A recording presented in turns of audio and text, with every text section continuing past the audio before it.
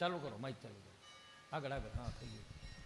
અત્યારે બાપુએ જે પાણી વિશે કીધું ને, તો હું આજ પહેલી જ વખત અહીંયા હનુમાને આવી છું.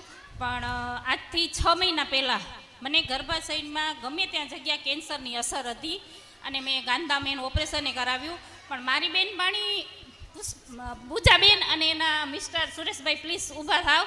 અને એ સતત અહીંયા શનિવાર ભરવા આવતા હતા, તો એમને વિશ્વાસ આપ્યો ને અહીંયાથી પાણી લઈ અને મારા ઘરે પહોંચાડતા કે ના મારી બેનપાણી એને તો સરસ થઈ જાય અને એનો રિપોર્ટ નોર્મલ આવે તો એ કે ભવિષ્યમાં અમે સાથે રહી શકીએ.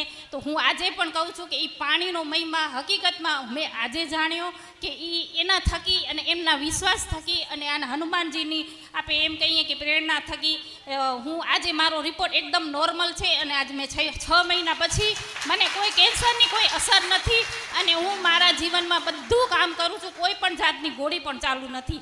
એટલે એક આ પાણીને મહત્ત્વ આપજો અને આજુબાજુ કોઈને પણ હોય તેને પણ સેવા ભાવના આપજો.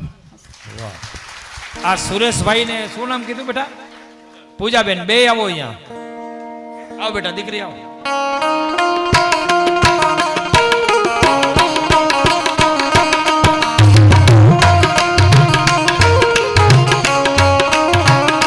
આવો આવો ભાઈ.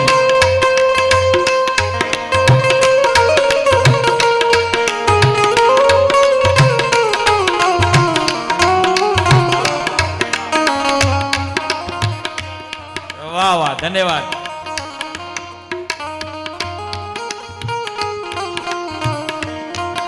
આવા પાડોશી ને આવી બેનપણી જોઈ જુઓ.